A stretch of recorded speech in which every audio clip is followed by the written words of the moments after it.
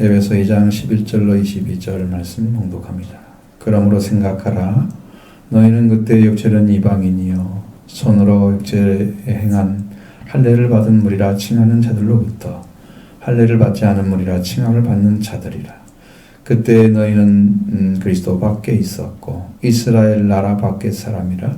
약속의 언약들에 대하여는 외인이요 세상에서 소망이 없고 하나님도 없는 자이더니 이제는 전에 멀리 있던 너희가 그리스도 예수 안에서 그리스도 피로 가까워졌느니라.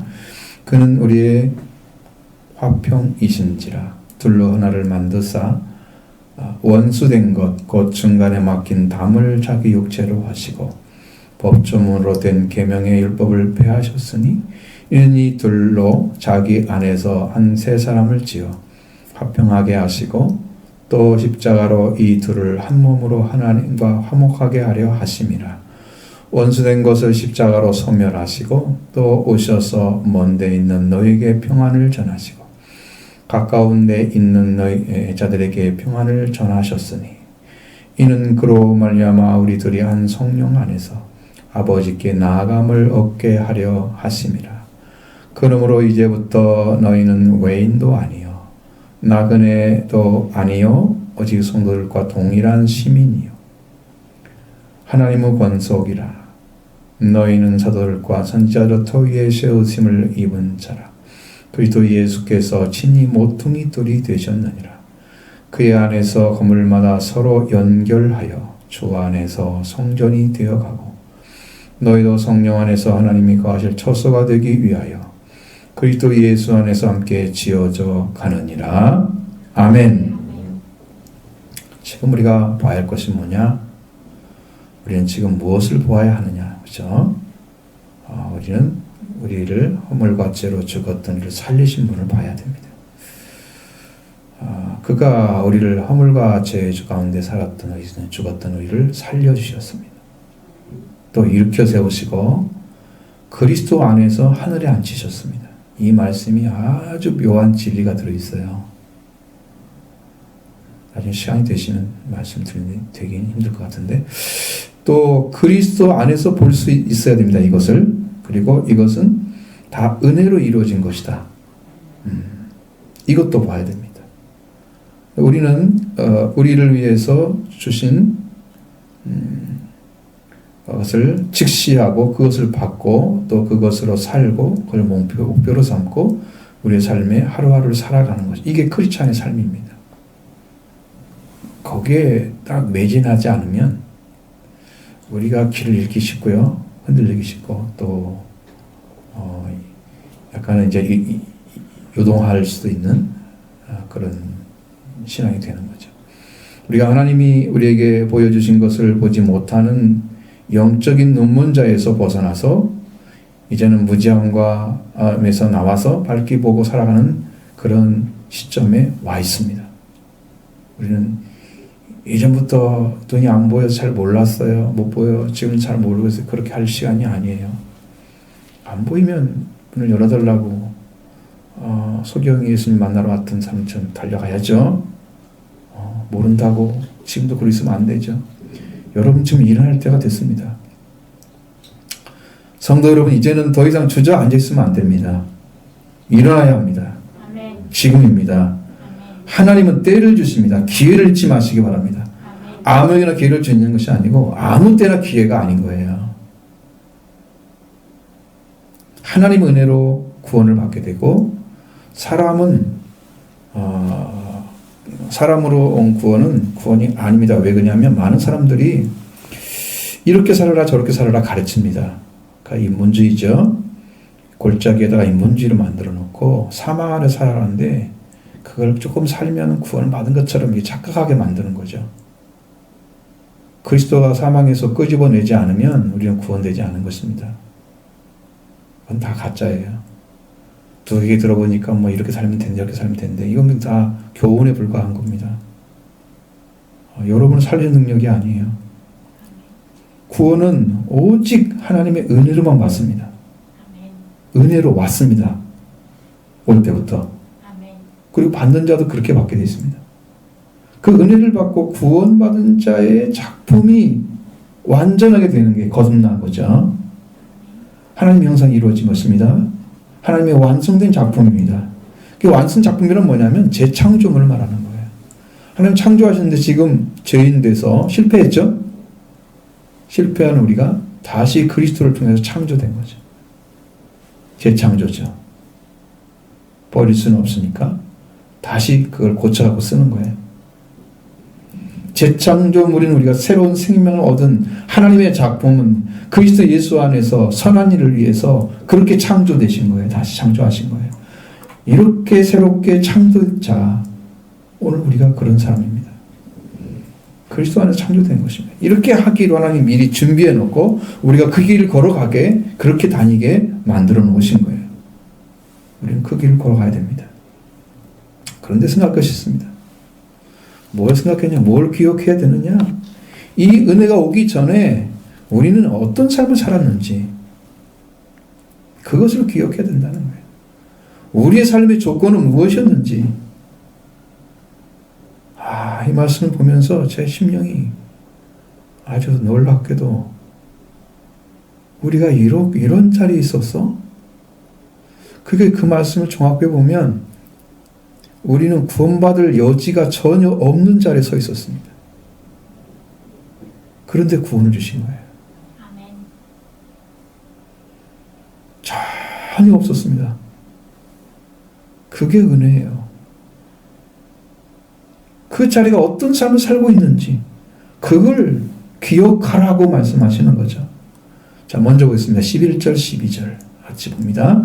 그러므로 생각하라. 너희는 그때의 육체로는 이방인이요 손으로 할례를 행한 자들 할례를 받은 무리라 칭하는 자들로부터 할례를 받지 않은 무리라 칭함을 받는 자들이라. 그때 너희는 그리스도 밖에 있었고 이스라엘 밖의 사람이라. 약속의 언약들에 대하여는 외인이요 세상에서 소망이 없고 하나님도 없는 자이더니. 아멘. 그러므로 생각하라 그랬습니다. 생각하라는 말은 여기서는 생각하라는 말이 아니고 기억하라고 하는 것입니다. 정확하게 나와 있습니다. 이렇게 말이 바뀌면 너무 달라지잖아요. 기억하라는 말이 정확한 번역입니다. 우리는 기억해야 됩니다. 너희는 그때는 육체로는 이방인이었다. 손으로 육체에 행한 할례를 받은 자로부터 무리로 칭하는 자들로부터 살례를 받지 않은 자로 무리 칭함을 받는 자들이었다. 이것을 기억하라. 바로 그때는 구원받기 전입니다. 그때에는 육체로는 이방인이죠. 혈통으로 유대인이 아니라 이방인의 혈통이기 때문에 할례를 받은 유대인들로부터 할례를 받지 않은 자라고 불렸던 자예요. 우리가 아주 형편없는 자들이죠. 그들이 볼 때는 구원받을 수 있는 가능성이 없는 거죠.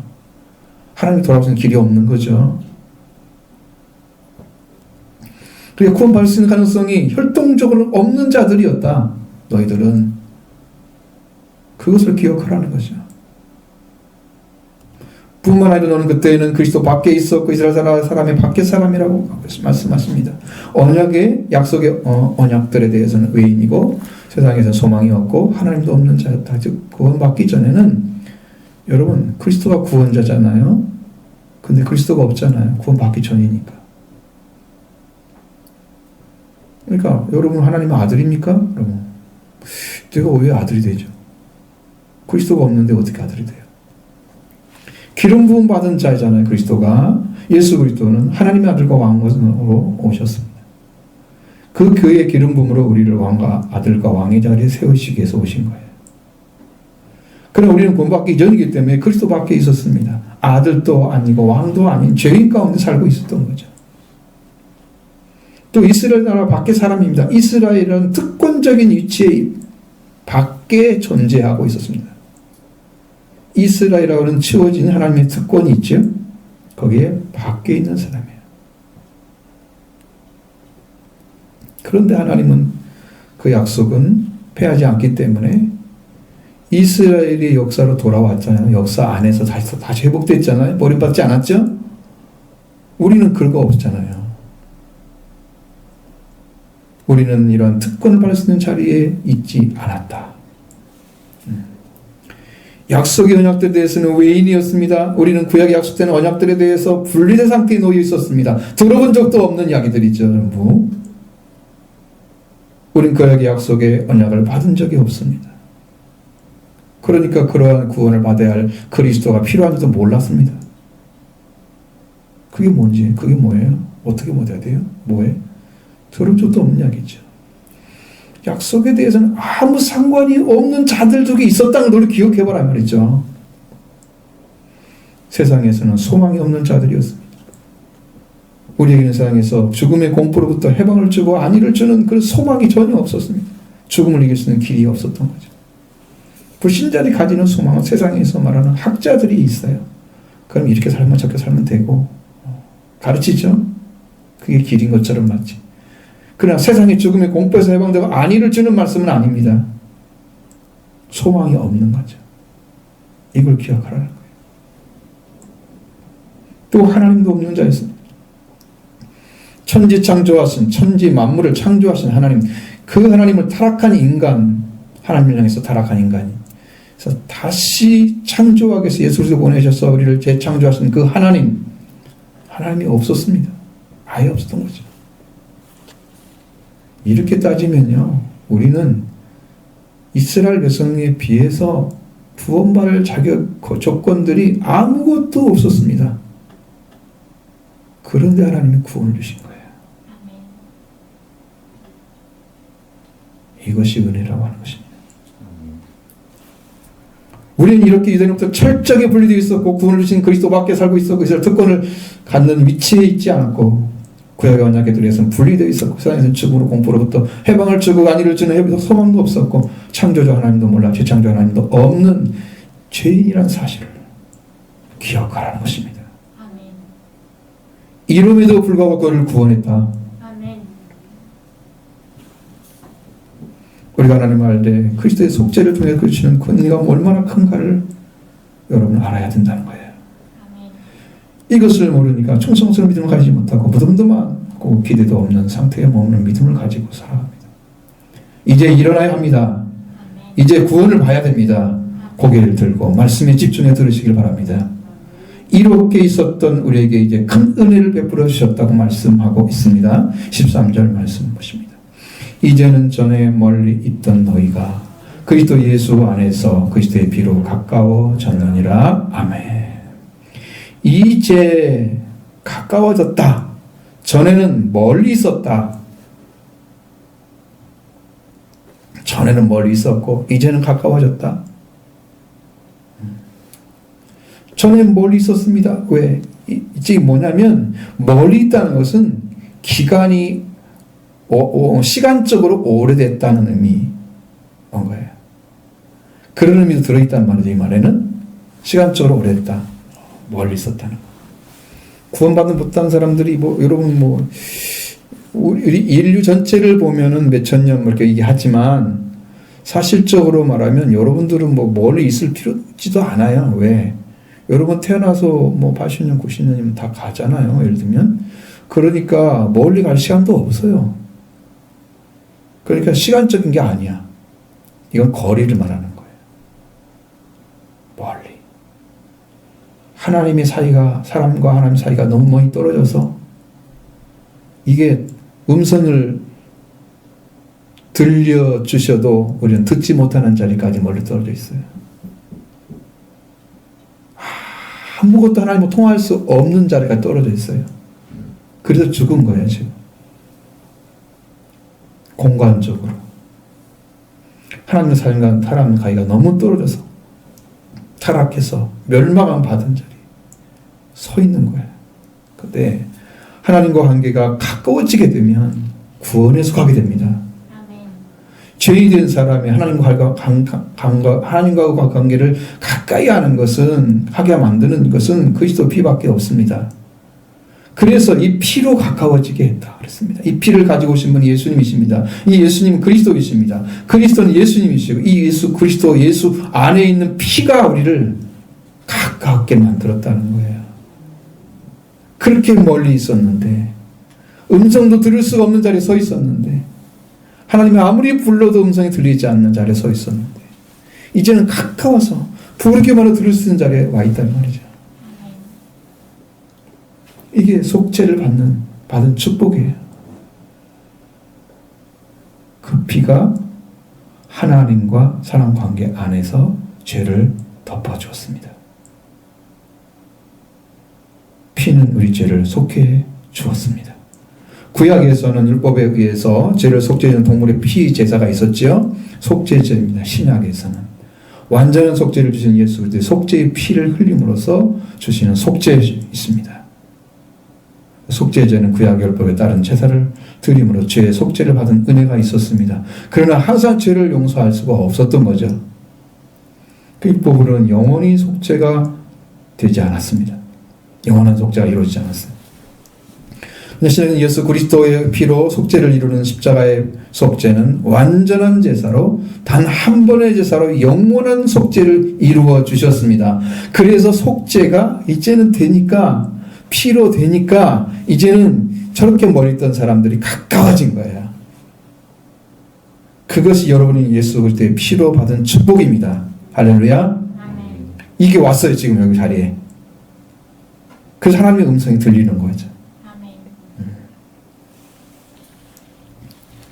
이제 하나님과 멀리 떨어져 있지 않습니다. 이제 우리는 하나님께 부르시면 그 목소리를 듣고 우리는 하나님께 들어갈 수 있는 자리까지 돌아왔습니다. 우리는 그리스도 예수 안에서 그리스도의 피로 가까워졌다는 거죠. 이렇게까지 가까워졌어요. 구원을 받기 전에는 그 목소리를 들을 수가 없는 자리에 떨어져 있는 상태예요. 영원히 하나님을 만날 수 없는 정도의 거리에 떨어져 있는 거예요. 그게 멸망이에요. 지옥에 가면 하나님의 음성이 없습니다. 인간의 탄식 소리, 원망하는 소리만 있습니다. 고통당하는 아 소리만 있습니다. 하나님 음성이 없죠. 이제 여러분들은 그리스도 예수 안에서 그리스도 피로 가까워졌습니다. 이 그리스도 피로 가까워졌으니 우리에게는 뭐가 있어야 되냐? 그리스도의 피가 있어야 합니다. 자, 14절부터 16절 상반절의 말씀입니다. 그는 우리의 화평이신지라 둘로 하나를 만드사 원수된 것 곧 중간에 막힌 담을 자기 육체로 하시고 업조문으로 된 계명의 율법을 폐하셨으니 이는 이 둘로 자기 안에서 한 세 사람을 지어 화평하게 하시고 또 십자가로 이 둘을 한 몸으로 하나님과 화목하게 하려 하심이라. 아멘. 자, 이게 얼마나 놀라운 말씀인지 정말 이게 찾아내면 이렇게 행복할 수가 없어요. 이 말씀이 그는 우리의 평화이셨다 그랬죠. 평화를 주시는 분은 그 관계를 개선시켜서 회복하게 하십니다. 그러면 첫 번째로 깨어진 관계를 하나로 만드셨습니다. 하나였는데 깨어졌습니다. 그래서 둘이 됐습니다. 하나인데 둘로 나는 것은 죄입니다. 갈라질수록 분리될수록 죄는 더 많습니다. 그 둘 사이에 둘인데 하나가 되게 하는 것은 피로 만들어집니다. 그래서 평화가 이루어진 거죠. 예수님이 화평이라 평화라고 하시는 것은 피 때문입니다. 그게 피 때문에 가까워진 거예요. 하나가 되게 하신 거예요. 그래서 그가 화평이십니다. 둘로 하나를 만드셨습니다. 그 둘 사이에 끼어있던 것이 뭐냐면 원수된 것이었습니다. 그 원수된 것은 뭐냐면 의미가 적이라고 하는 적이. 적으로 여기는 마음이 있어요. 적대시하잖아요. 아이고, 난 떠올리기 싫어. 나 만나기 싫어. 다 관계 깨트리는 걸 더 좋아하잖아요. 하나 되는 거 좋아하는 사람 없죠. 하나를 좋아하는 분은 하나님밖에 없습니다. 햇빛도 악인과 선인이 같이 내리시죠. 다 좋아하는 거죠. 살리시기 위해서. 비도 똑같이 내리신다고 말씀하고 있죠. 그러니까 하나님만 그렇게 하시는 거예요. 사람은요, 다 이렇게 원수된 것 있고 다 관계가 다 나눠져 있어요. 이게 하나 될 수가 없어요. 여기는 뭐가 필요해요? 원수된 적이가 없어지게 하는 게 필요해요. 그래서 사람을 만나면 적이는 없어지고 바로 형제관계로 들어가야 돼요. 그럼 예수님의 속죄를 받은 사람들은 이 적이가 사라져야 됩니다. 이 중간에 막힌 담이죠. 적으로 여기는 마음이 담이에요. 막힌 담을 헐 수 있는 것은 저기를 깨트리는 것인데 이 평화를 주는 능력을 가진 분이 했습니다. 그래서 자기 육체로 이 중간에 막힌 담 저기를 헐어버렸습니다. 그래서 사람과 사람의 관계가 어떻게 됐어요? 이제는 평화가 이루어졌어요. 그래서 우리가 가게 되면 우리 용서받은 사람이 가게 되면 사람의 관계가 그쪽에는 원수시 여길지 모르지만 나는 형제로 여긴단 말이죠. 그럼 그게 어떻게 돼요? 이 저기의 관계가 딱 부딪히는 게 아니고 낮아져요. 그래서 복음을 전할 수가 있는 거예요. 그래서 우리가 화평하게 하는 자가 복이 있는 거예요. 천국 하나님의 아들이 되는 거죠. 그렇게 해서 그걸 이뤄가는 거예요. 이 축복을 이뤄가는 거예요. 둘로 하나를 만드셨다. 이 적을 여기는 마음, 그 중간에 막힌 담을 예수님의 육체로 헐어버리셨습니다. 성전 뜰로 말하면 이방인과 유대인을 구분했던 뜰. 유대인들은 자기들도 신성하다고 생각하는 그 경례가 있었습니다. 구분짓는 뜰이 있었는데 뜰 안에 난간이 있었습니다. 그걸 막아버린 거잖아요. 이렇게. 그래가지고 이방인들이 따로 있어요. 밖에. 응? 이 뜰 안에 이것을 헐어버린 거예요. 이방인, 유대인 구분 없습니다. 이제는 둘이 하나가 됐습니다. 그러니까 인간관계 안에서 이제 다 무너진 거예요. 저기가 사라져버린 거예요. 예수님이 죽으심으로써 저기가 사라졌습니다. 이제는 이방인과 유대인 똑같이 거룩하게 되었음을 선언한 것입니다. 이방인과 유대인이 동일하게 피를 통해서 가까워졌습니다. 둘이 하나가 되었습니다. 할렐루야. 그래서 이제는 이방인과 유대인을 구분하지 않는 거예요. 신약시대에 와서는 구분하지 않습니다. 두 번째로 법조문으로 된 계명의 율법을 폐하셨습니다. 이 법조문이라는 단어는 도구마입니다. 칙령, 법령, 결정, 명령, 교리 이렇게 넓게 가르치는 단어인데 여기는 법조문으로 된 계명의 율법은 모세의 율법의 계명들의 각 법령들을 가르칩니다. 많잖아요. 하나하나 이렇게 따지면 굉장히 많죠. 그 법령들을 다 무효화시켰다 그래요. 왜 무효화시키지? 그거 없으면 원래 기초가 없는 거잖아요. 이게 문제가 되는. 이해를 못하니까 그런 거예요. 뭘로요? 예수님이 그리스도께서 십자가에서 육체의 죽으심으로 이것들을 폐하셨습니다. 어떻게 했을까요? 로마서 7장 4절에서 보면 그러므로 형제들아 너희도 그리스도의 몸으로 말미암아 율법에 대하여 죽임을 당하였으니 자 너희도 그리스도의 몸으로 말미암아 율법에 대하여 죽임을 당했다 그랬죠? 그러니까 예수 그리스도의 몸으로 이거 없앤 거예요. 예수님의 몸으로. 자 이는 다른 이 곧 죽은 자 가운데 하신 이에게 가서 하나님을 위하여 열매를 맺게 하려 하심이라고 고백했습니다. 그리스도의 몸으로 인해서 율법에 대해 죽임을 당했다고 하는 바로 이것이 그리스도께서 육체로 법조문으로 된 율법의 계명의 율법, 모세의 각 계명들의 법령들을 무효화시켰다고 말씀하는 거예요. 그러면 예수님이 죽으심으로 뭐가 바뀌었어요? 뭘 무효화시켰어요? 대표적으로 제사가 사라졌습니다. 구약에는 제사를 많이 드리라고 그랬죠? 그런 피의 제사를 드리지 않죠. 예수님이 피를 흘렸기 때문에 피의 제사가 끝난 거예요. 절기들이 있습니다. 각 절기를 지킵니까? 안 지키죠? 이제는 영적으로 다 이루어서 우리에게 주시는 거예요. 다 폐해져 버렸어요. 무효화시켜졌어요. 그 말을 하고 있는 거예요, 지금.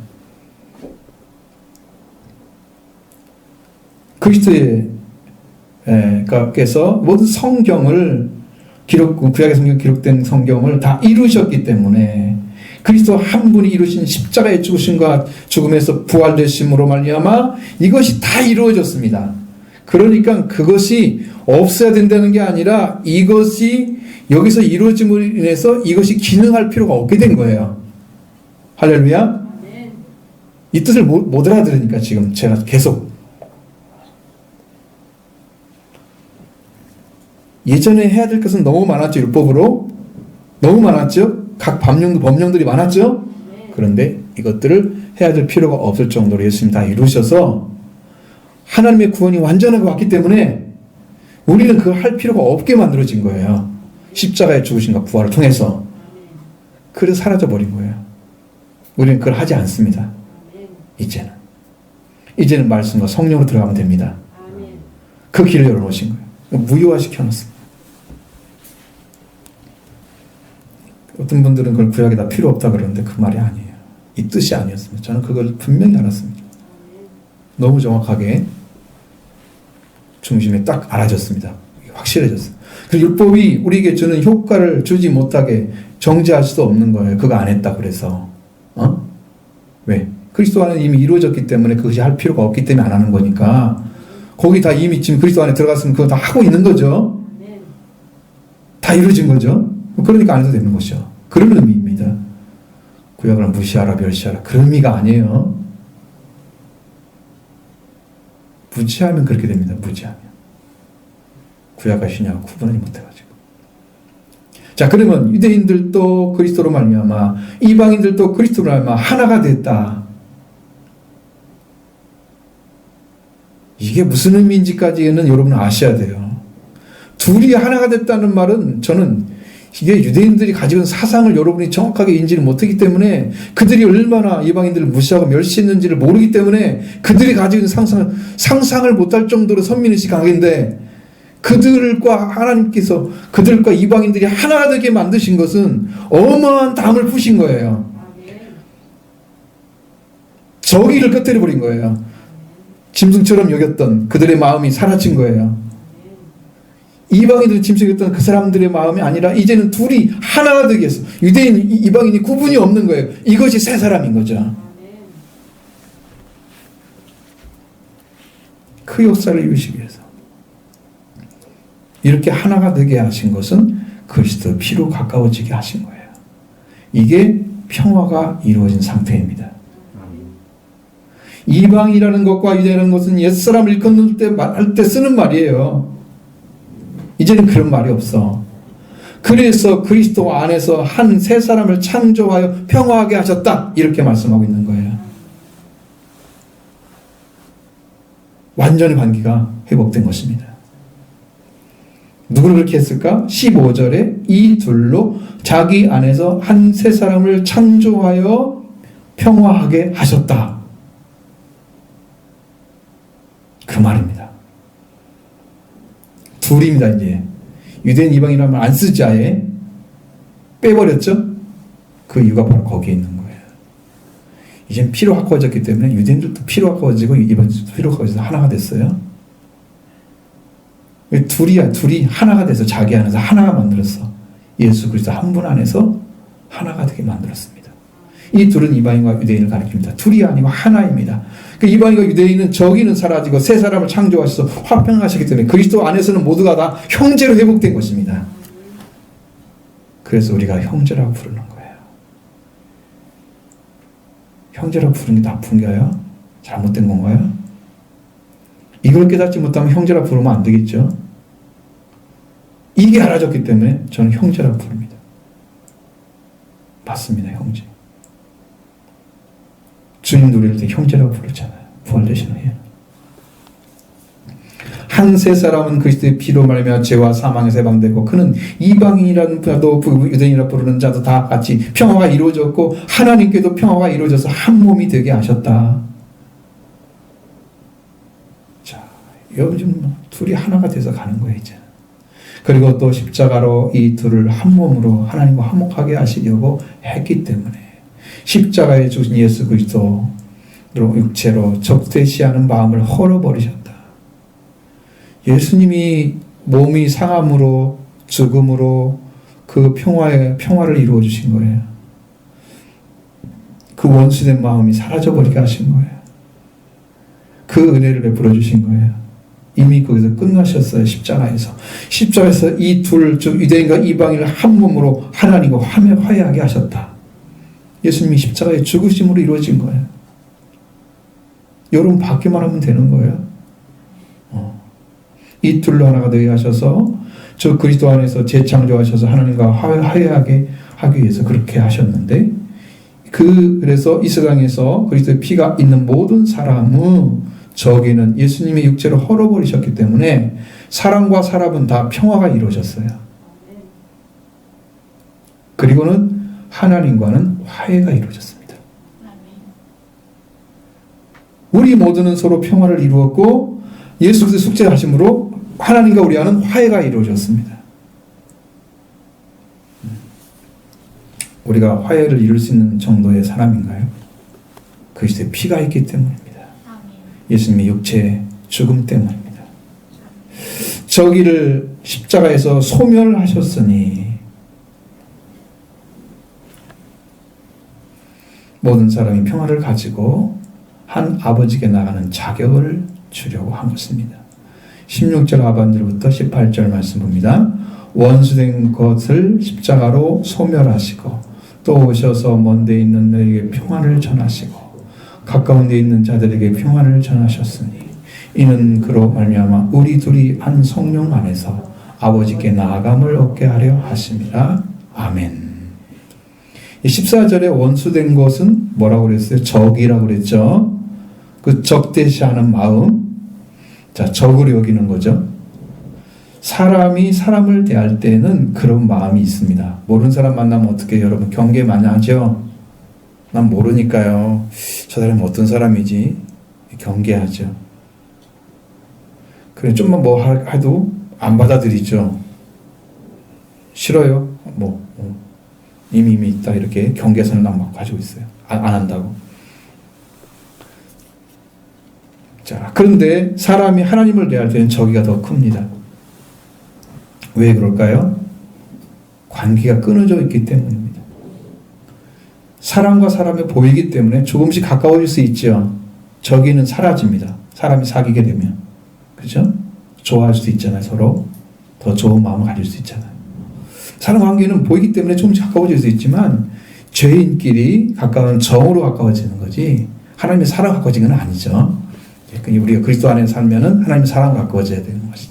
근데 이제 하나님과 관계가 영원히 끊어질 정도로 멀리 있어요. 영원히 끊어질 정도로 멀기 때문에 그 하나님과 관계에서는 저기가 더 커요. 하나님을 원수시 여기는. 그래서 하나님 믿으라고 하면은 사람들이 반발을 너무 심하게 하는 거야. 너 믿어, 너나 믿으라고. 나한테 전하지 말라고. 이렇게 하는 사람이 있다. 그냥 미진미진하게 믿기 싫은데 그냥 그래요. 적당히 대준 사람도 있을 거예요. 마치 거부 안 한 것처럼 해서 거부하는 사람들 있잖아요. 별 종류 사람 다 있죠? 다 저기 때문입니다. 근데 우리 안에는 이 저기가 이미 사라져 버렸습니다. 원수된 거. 이 저기를 확실하게 소멸시켜 주셨습니다. 십자가의 은혜로. 이게 절대적으로 하나님 십자가의 은혜가 필요한 것입니다. 이 그리스도의 십자가의 저기를 영원히 죽여주셔서 주신 그 은혜가 너무 큰 것입니다. 이 십자가로 저기를 소멸하셨다. 이게 뭐냐? 소멸하다는 말은 아포크테이노라는 단어 쓰는데 헬라어 분사입니다. 이 말은 죽이다, 살해하다는 뜻입니다. 저기는 십자가에서 이미 죽었습니다. 십자가에 달리신 그리스도를 믿는다고 하면 여러분의 그리스도 통해서 저기도 사라졌습니다. 없는 거예요. 원수시 여기지 마시기 바랍니다. 그 은혜를 인정하시기 바랍니다. 겸손하게 받아들이셔야 돼요.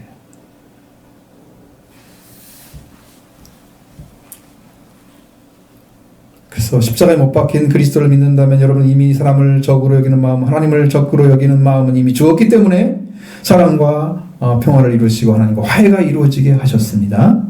할렐루야. 이제는 이 평화와 화해의 관계를 이루어 가시는 삶이 여러분 신앙생활인 거예요. 계속해서 평화의 관계를 만들어 가시는 거죠. 사람과 사람은. 왜? 내가 하나님 관계가 이루어졌기 때문에 나는 그걸 가지고 가는 거예요. 그래서 화평케 하는 자가 하나님의 아들이라 일컬음 받는 거죠.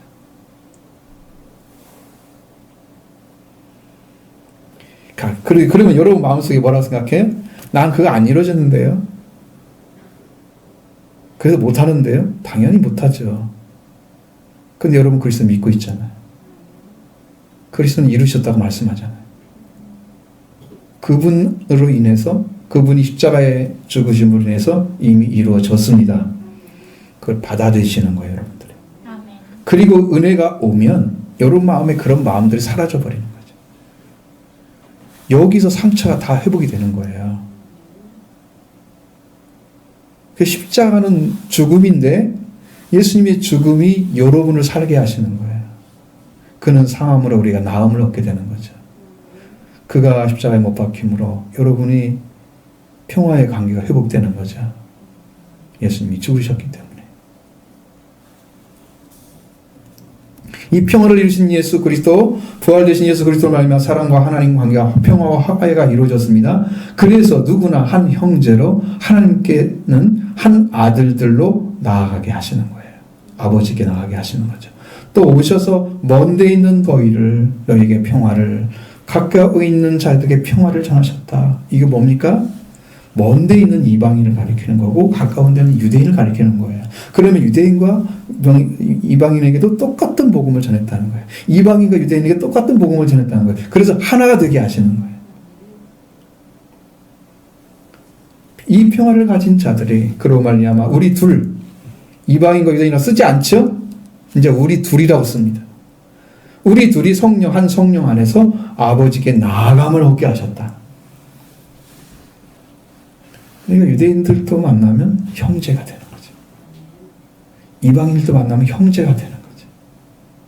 적대시하는 마음이 사라져버리고 십자가에서 이미 다 죽여버렸기 때문에 십자가의 피를 통해서 속죄를 입은 여러분 이미 저기가 사라졌습니다. 자, 이제는 사랑의 관계로 나아가시기 바랍니다. 하나 되게 하시는 성령, 일주되게 하시는 성령, 이 우리가 하나님의 아들임을 알게 하시고 그리스도 그리스도와 하나님의 영이 하나이시기 때문에 일주를 이루어가게 하시고 하나님과 예수 그리스도를 정확하게 알게 하십니다. 그래서 이제는 둘이 한 성령 안에서 아버지께 나아가게 하십니다.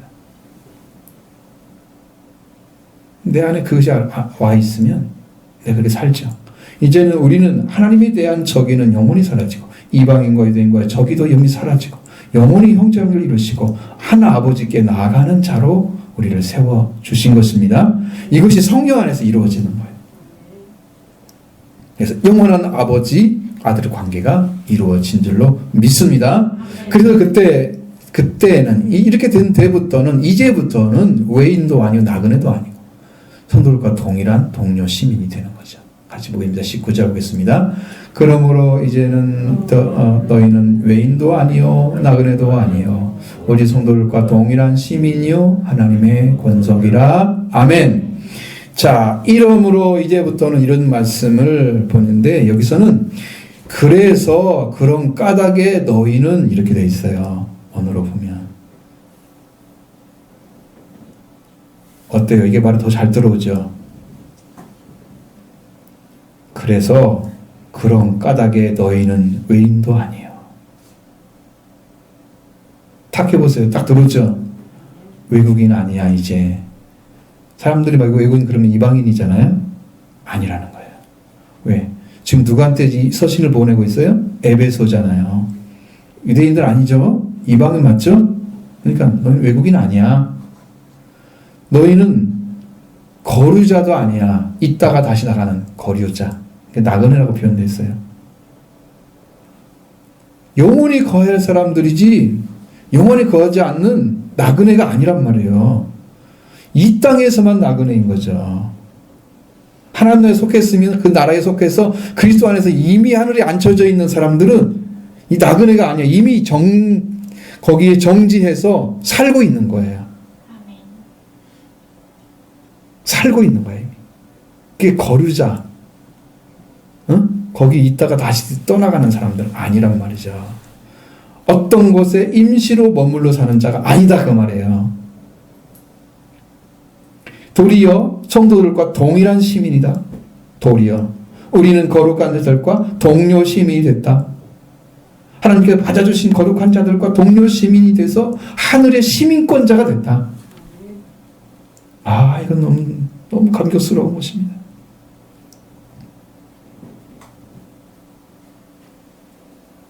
이것으로 영원히 감사할 수 있습니다.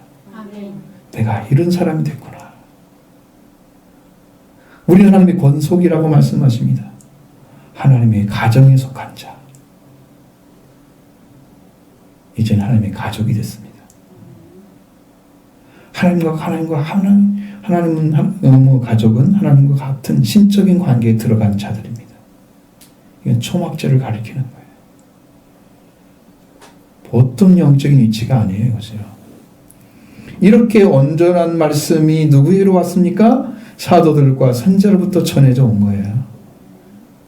자, 20절 보겠습니다. 너희는 사도들과 선지자들의 터위에 세우심을 입은 자라 그리스도 예수께서 친히 모퉁이 돌이 되셨느니라. 아멘. 너희는 사도들과 선지자들의 기초에 세워진 자라 그랬습니다. 그래서 이 복음은 사도들, 즉 예수가 파송받은, 예수가 파송받은 자들, 또 선지자들, 또 하나님의 말씀을 받아 전하는 자들의 기초에 세워진 자다. 우리가 그런 자들입니다. 그래서 우리의 복음은 대부분 사도들에 의해서 복음서 기록되어 있죠. 선지서자와 같이 쓰임받은 자 있습니다. 누가 같은 사람. 누가복음과 사도행전 썼잖아요. 야고보는 유대인들 중에서 사도행전에 나타나는데 유력자라고 나오지 선지자라고 이러면 근데 그분이 야고보서를 썼어요. 유다도 예수님 동생이라고 여겨지는데 유다서를 썼어요. 그 대부분의 서신들은 바울이 기록하고 그 다음에 요한도 좀 기록했죠. 그리고 여기는 전부 다 사도들과 선지자 위터 위에 세워진 거란 말이에요. 말씀 받은 자들에 의해서. 이 말씀에 세워진 것이 얼마나 중요해? 그런데 여기에 바탕이 누구냐는 거죠.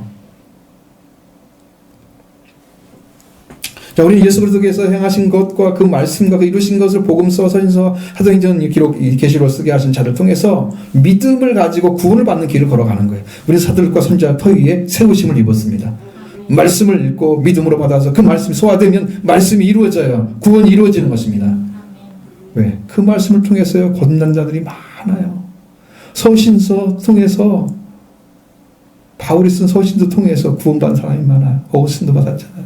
루터도 받았잖아요. 또 어떤 제 아는 목사님도, 유명한 목사님도 받았어요. 그렇게 받은 거예요.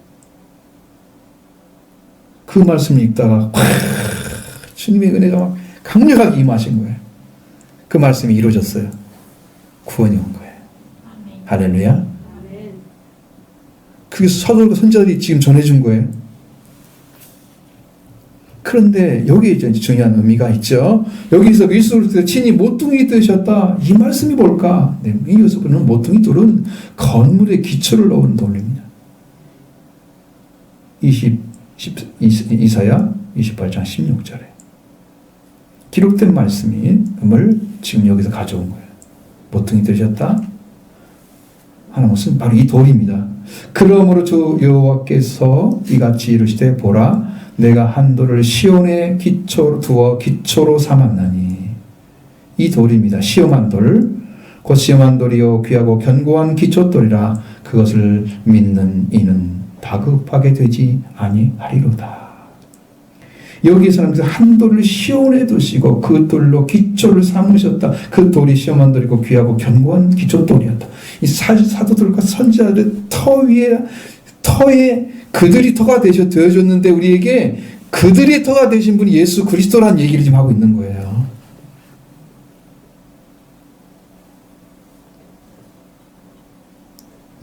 그래서 변치 않는 기초가 되어줘서 영원한 신앙이 되게 만들으셔서 그리스도가 중심이 된 신앙으로 완전하게 변하게 하셔서 그들로 성경을 기록하게 하시고 그 기록한 말씀으로 우리가 서 있는 거죠. 터 위에, 그 기초 위에. 그러니까 예수님이 보내셔서 한 거예요. 그리고 그를 중심으로 세워진 사도들과 선지자들이 주신 말씀으로 교회가 세워져 가고 있는 거예요. 성경을 귀하게 여기시고 귀하게 여기니까 저 선반에 올려놓지 말고 읽으라고. 이 귀한 책이니까 그냥 아껴야지. 달아지면 안 돼.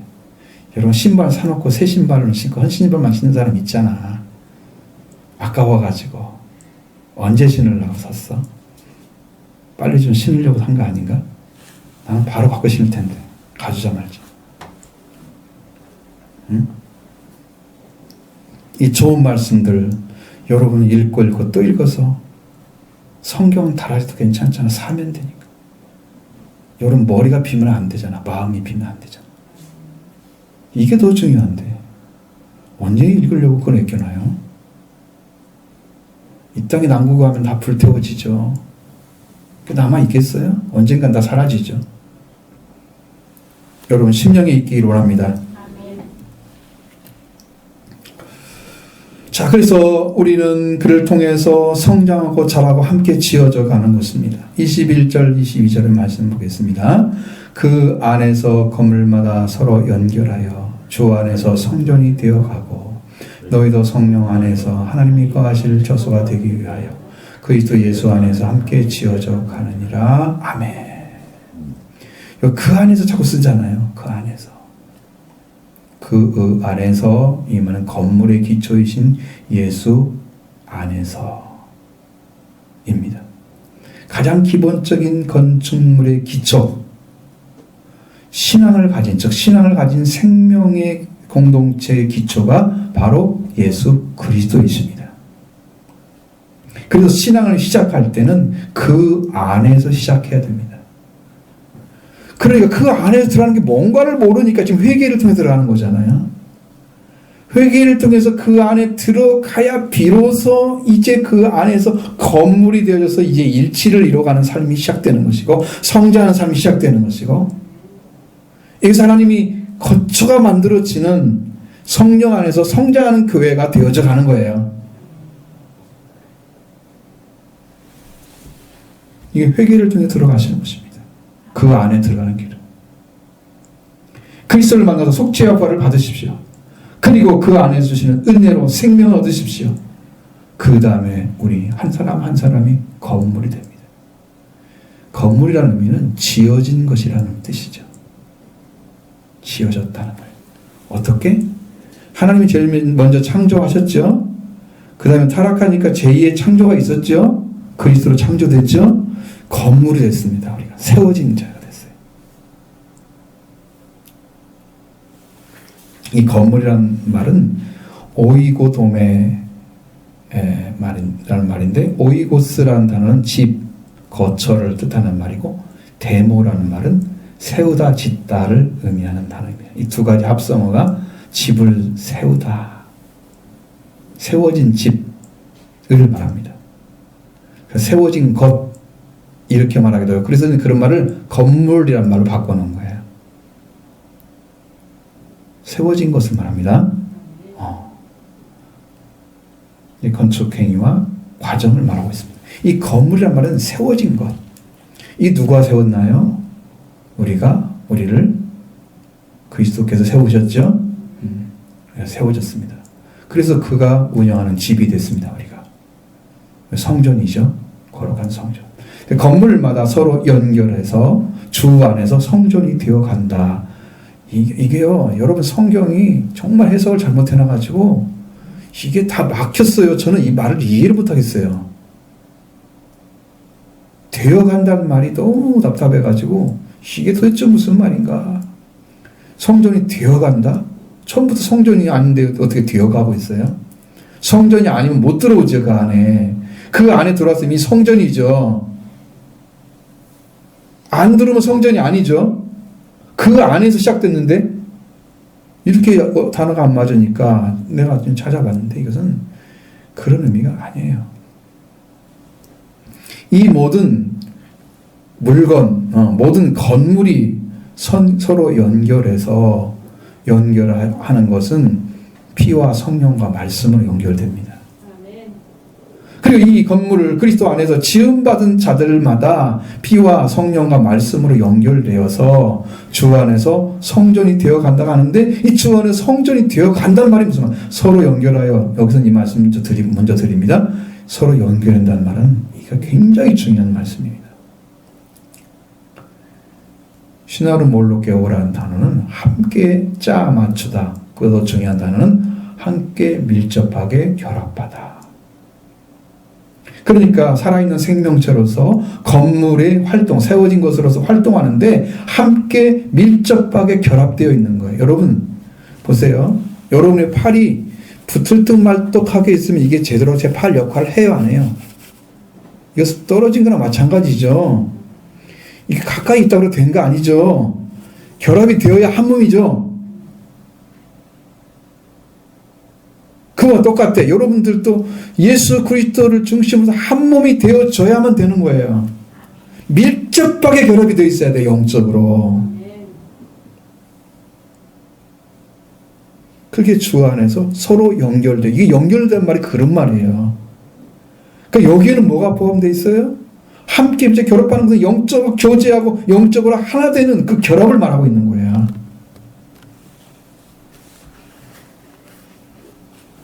하나님 영이 왔기 때문에 영적이라는 말을 써요. 영으로. 이렇게 그의 건물 안에서 건물마다 서로 연결하여 주 안에서 성전이 되어간다. 주 밖에 성전은 없는 거죠. 주 안에서 성전이 되어간다. 이 성전의 건물이 주인입니다. 주인이 성전의 건물에 있습니다. 성전의 건물의 주인이 있습니다. 그분이 우리의 주인입니다. 그래서 교회의 주인은 예수 그리스도이시죠. 그는 머리가 되시고 기초가 되시고 다 되시는 거예요. 그는 제사장이 되시고 제물이 되시고 다 되시는 거예요. 그는 주가 되시고 왕이 되시고 다 되시는 거예요. 그 성경에 꼭 만물 뭐라고 그래? 만왕의 만주의 주라고 그렇게 나오잖아. 주와 만물이 하나가 돼 있잖아. 그죠? 다 되는 거예요. 예수님이 머리가 되고 기초가 되는 게 다 되는 거예요. 더 이상 뭐 할 수가 없죠. 머리부터 발끝까지 이거잖아요. 그분이 주인 거죠. 할렐루야. 그 건물의 주인은 주님이십니다. 예수 그리스도.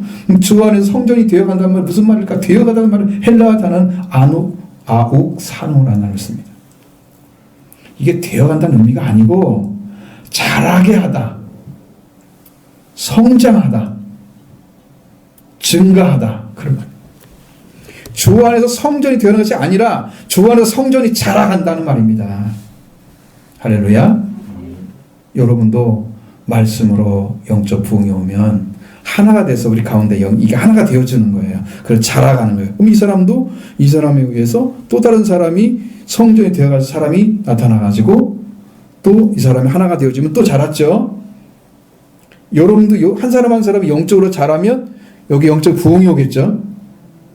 그게 자라가는데 얼마나 큰 자라는 축복인지 몰라. 이렇게 자라서 여러분이 영적으로 많은 사람들이 와도 되는 그런 교회가 만들어져야 성장이 이루어지는 거예요. 그러니까 영적인 성장이 이루어진 상태에 있어야 양적인 성장이 와 사람도 성전이 되어서 또 자라가고 또 함께 하나가 되어 또 자라가고 점점 자라가겠죠? 그게 부흥인 거예요. 성전은 부흥을 이렇게 하라는 거예요. 성경에서는. 여러분이 얼마나 믿는 게 중요한 걸 아시겠죠? 여러분이 잘 믿어줘서 이런 일을 해주지 않으면 그 사람으로서는 자라가는 일은 생기지 않겠죠. 여러분이 다 한 사람 한 사람이 전부 다 붙어 있어야 돼. 밀접하게 결합되어 있어야 돼요. 영적으로.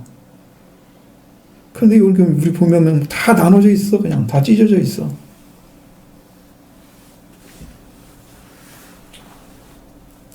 이러니까 교회가 안 일어나요. 하나 되기 바랍니다. 하나 될 수도 기도하시기 바랍니다. 안 되면 그 안에 들어가는 그 안에 들어가는 게 뭐 어떻게 한다고 그랬어요? 그 안에 들어가는 게 뭐라고요? 회개로 들어간다고 그랬죠? 회개 속죄와 부활이 오면 다 들어갑니다. 안에 들어갑니다. 우리 주 안에서 성전이 자라가는 거예요. 자라가게 되고 되어가고가 아니고 성장하여 가는 거예요. 성전이 성장하여 가는 거예요. 이 성전은 건물의 외부를 가리키는 히에론이 아니에요. 건축물 보면 겉의 모습이 있죠. 내부 모습이 있죠.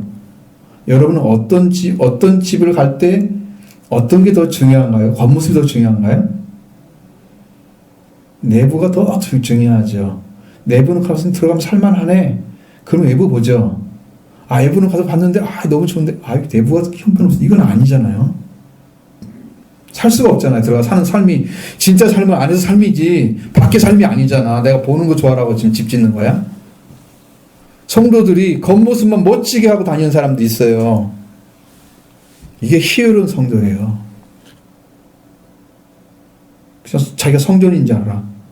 근데 내부 들어가니까 아무것도 아니야.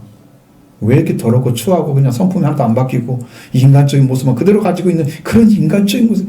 이 나오스라는 단어를 여기 쓰는 거죠. 나오스. 성전 건물 내부의 상태를 설명할 때는 거예요. 그러니까 우리는 뭐가 돼야 됩니까? 내부 안에 있는.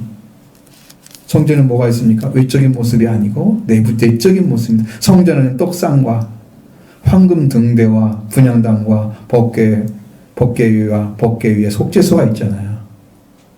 자비의 자리인 속죄소. 우리 교회는요, 속죄소를 짓는 곳이에요.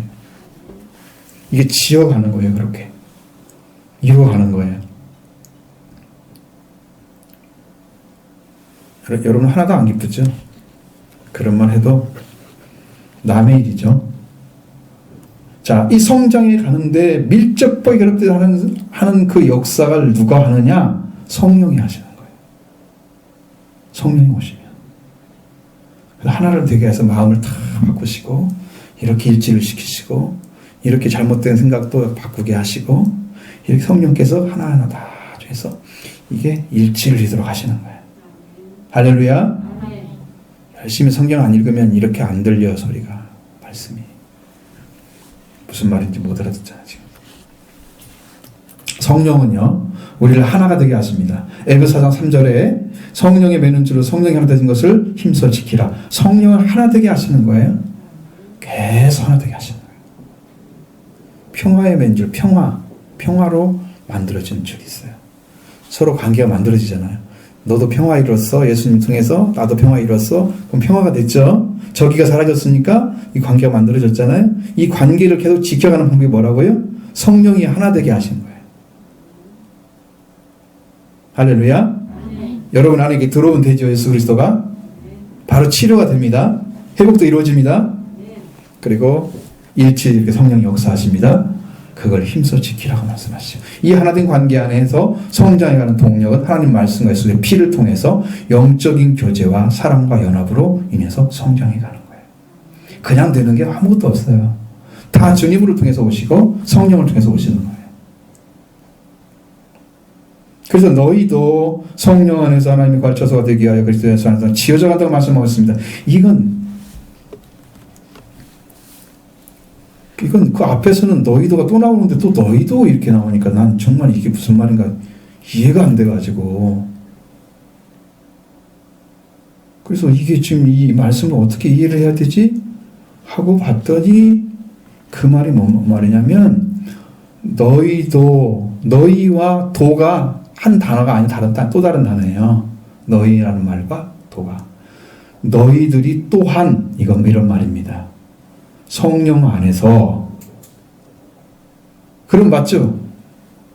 흐름이 맞죠? 우리 어법도 안 맞는데 성경을 읽으려니까 너무 힘들어요. 많은 분들이 그런 얘기를 하는데 빨리 고쳐서 읽어야 돼. 그러면 우리가 다 막혀버리지. 말씀이 안 통하니까. 너희도 또한 너희도 성령 안에서. 그렇게 말이 안 맞는 거야. 너희도 또한 성령 안에서. 그러니까 이것도 앞에도 있지만 또 이것도 있다 그 말이죠. 연결돼서. 그래서 성령 안에서 하나님이 거하실 처소라 그러는데, 하나님의 거하실 처소보다는 그냥 하나님의 거처. 하나님의 거하실 처소가 되기 위하여 이렇게 되어 있잖아요. 하나님의 거처를 위하여 이렇게 해야 됩니다. 그러면 딱 맞아요. 그 거칠은 말이 싹 빠져야 돼요.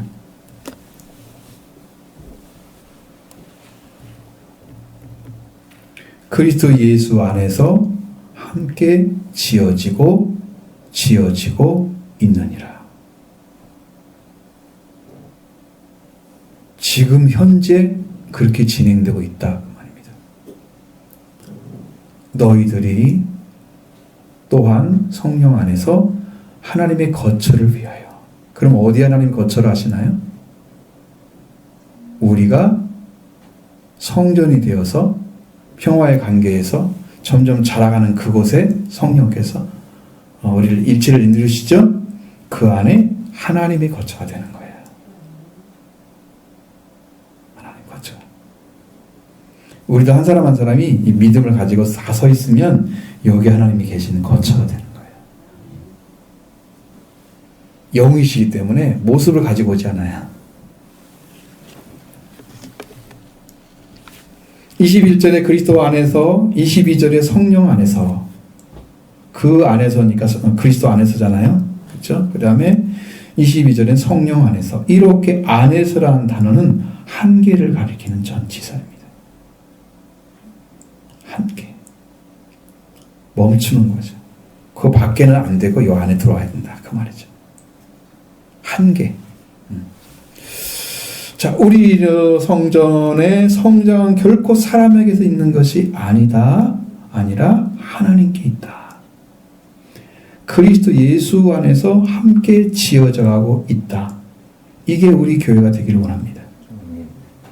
이게 모든 교회가 되기를 원해서 보냈던 서신이에요. 사실은 이 교회를 지으려고 하나님께서 하시는 거예요. 지금 현재 이렇게 한 분 한 분이 그리스도 안에 들어와서 평화의 관계를 가지고 일치를 이루어서 여기서 성장해 가면 이 교회 안에 누가 계신다고? 하나님이 거처가 되는 거예요. 이 하나님께 하시는 역사를 누가 해요? 성령께서 하시는 거죠. 그래서 성령 안에서 함께, 혼자 하는 게 아니고 함께 지어져 가고 있다. 지금 거기에 들어오길 열정하지 않은 사람들은 순전히 밖에 있죠. 지금도 안에 들어온 게 아니잖아요. 그러니까 여러분 기도로 회개로 빨리 들어오라고 지금 그렇게 외치는 거야. 왜 이거 하나 이루어 가려고 하는데 이거 협조 안 하잖아요. 나는 안 됐는데요. 그러니까 안 됐으니까 회개하고 들어와서 빨리 하라고. 그거 하나님이 주신다니까. 회개하면 다 주신다니까요. 회개하지 않으니까 안 주시는 거고 안 된다고 생각하는 거야. 그건 자기 생각이야. 회개를 이루어갈 줄로 믿습니다. 이건 다집니다. 누구는 또 기도를 얼마나 더 해서 그래요. 그건 그 전에 기도를 했기 때문에 된 것이지. 기도 안 해서 된 사람 아무도 없죠. 하나님께 달라고 해야 다 주시지. 정확하게 주실 걸 달라고 해서 받는 거죠. 그것이 찾아질 때까지가 구원이 아직 안 열린 상태야. 무엇이 원하는 대로 구하라. 그러니까 아무거나 구할 줄 알죠. 그러나 하나님 안에 들어가면 아무거나 지어지지가 않아요.